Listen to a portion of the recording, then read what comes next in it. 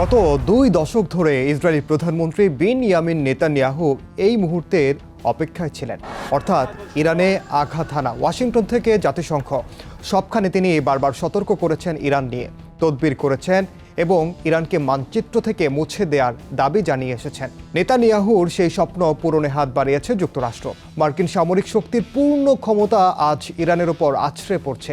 কিন্তু ইতিহাসের চাকা কি সবসময় শক্তির পক্ষেই ঘোরে, নাকি এটি ওয়াশিংটনের সবচেয়ে বেপরোয়া এবং ধ্বংসাত্মক দুঃসাহস হতে যাচ্ছে?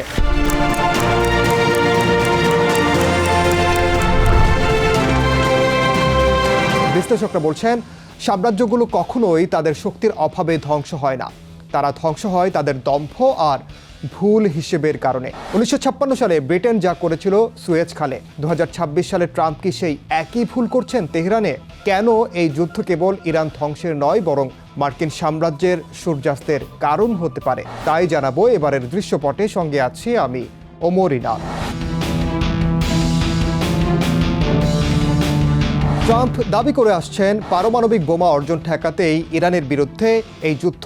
মার্কিন সমরমন্ত্রী পিট হেগসেথ এবং পররাষ্ট্রমন্ত্রী মার্কো রুবিও ঠিক একই কথা বলছেন, যা 2003 সালে জর্জ বুশ আর টনি ব্লেয়ার বলেছিলেন ইরাক যুদ্ধের আগে। তখন বলা হয়েছিল ইরাকি প্রেসিডেন্ট সাদ্দাম হোসেনের কাছে গণবিধ্বংসী অস্ত্র আছে, অথচ পুরো দেশ ধ্বংস করার পর দেখা যায় সেটি ছিল একটি জঘন্য মিথ্যাচার। 2026 সালেও একই চিত্রনাট্য।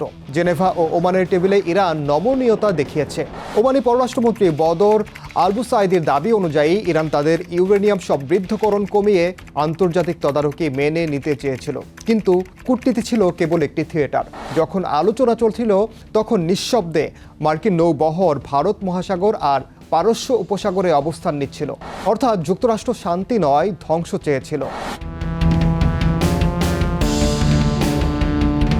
ইসরায়েল এবং তার পশ্চিমা মিত্ররা সবসময় প্রচার করেছে 1948, 1967 বা 1973 সালের যুদ্ধে তারা আরব বাহিনীকে চূর্ণ করেছে। কিন্তু মিডল ইস্ট আইয়ের বিশ্লেষক সুমাইয়া ঘানুশি বলছেন, এই অপরাজেয় ভাবমূর্তি একটি বড় মিথ। 1948 সালে ইসরায়েল কোনো ঐক্যবদ্ধ আরব শক্তির মুখোমুখি হয়নি। তখনকার আরব বিশ্ব ছিল ব্রিটিশ ও ফরাসি ঔপনিবেশিক শাসনের ছায়ায় বিভক্ত। জর্ডানের আরব লিজিয়নের কমান্ডার ছিলেন একজন ব্রিটিশ অফিসার, গ্লুব পাশা। জর্ডানের বাদশা আবদুল্লাহ পুরো ফিলিস্তিন নয়, বরং পশ্চিম তীর দখল করতেই বেশি ব্যস্ত ছিলেন। অন্যদিকে মিশরীয় বাহিনী ছিল বিশৃঙ্খল এবং দুর্নীতিগ্রস্ত নেতৃত্বের শিকার। ফিলিস্তিনি যোদ্ধারা লড়াই করেছিলেন প্রায় একা, কোনো আধুনিক অস্ত্র ছাড়াই। 1967 সালে ইসরায়েল জিতেছিল কেবল আকস্মিক বিমান হামলার জেরে, আর 1973 সালে মিশর ও সিরিয়া ইসরায়েলকে প্রায় পরাস্ত করে ফেলেছিল। কেবল যুক্তরাষ্ট্রের বিশাল অস্ত্র সহায়তা তাদের শেষ মুহূর্তে রক্ষা করে। যুক্তরাষ্ট্র গত 2 দশকে যুদ্ধ করেছে হয় পঙ্গু হয়ে যাওয়া রাষ্ট্রগুলোর সঙ্গে অথবা গেরিলা শক্তির সঙ্গে। 2003 সালের ইরাক ছিল দীর্ঘদিনের নিষেধাজ্ঞায় রক্তাক্ত এবং ক্লান্ত, কিন্তু ইরান সম্পূর্ণ আলাদা। গত 40 বছর ধরে নিষেধাজ্ঞার ভেতরে থেকেও ইরান নিজের অস্ত্রশিল্প গড়ে তুলেছে। তারা আজ নিজেদের ড্রোন, নিজেদের ব্যালিস্টিক মিসাইল এবং নিজেদের আকাশ প্রতিরক্ষা ব্যবস্থা তৈরি করেছে। ইরান একটি বিপ্লবী দেশ যারা নিজেদের সার্বভৌমত্ব নিয়ে কোনো আপোষ করে না। পেন্টাগনের সংবাদ সম্মেলনে ইরানকে ধর্মীয় উন্মাদ বলে গালি দেয়া সহজ, কিন্তু এই তুচ্ছ তাচ্ছিল্যই আসলে যুক্তরাষ্ট্রের সবচেয়ে বড় কৌশলগত অন্ধত্ব বলে মত বিশ্লেষকের। তারা একটি সুসংগঠিত সামরিক এবং রাজনৈতিক শক্তিকে চিনতে ভুল করছে, যার চড়া মূল্য দিতে হবে খোদ ওয়াশিংটনকে।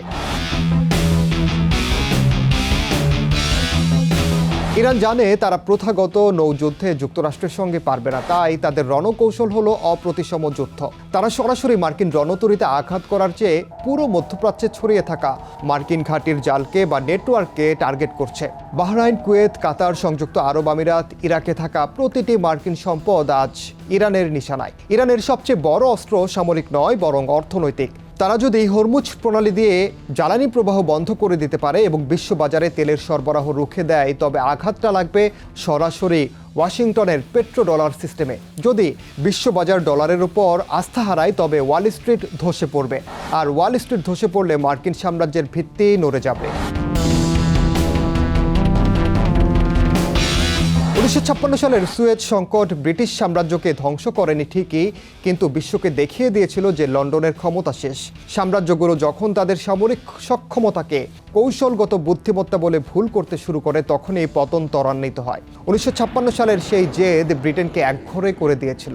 2026 সালের ট্রাম্পের এই অভিযান কি যুক্তরাষ্ট্রকে সেই একই গড়তে ফেলছে?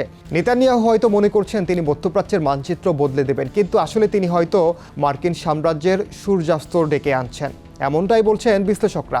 শক্তি যখন বৈধতা হারায়, তখন দম্ভ যখন বিবেককে গ্রাস করে, তখন পতন অনিবার্য হয়ে ওঠে। সুমাইয়া খানুশি বলছেন, ইরান যুদ্ধ হয়তো যুক্তরাষ্ট্রের জন্য সেই ভয়ঙ্কর সুয়েজ হয়ে থাকবে।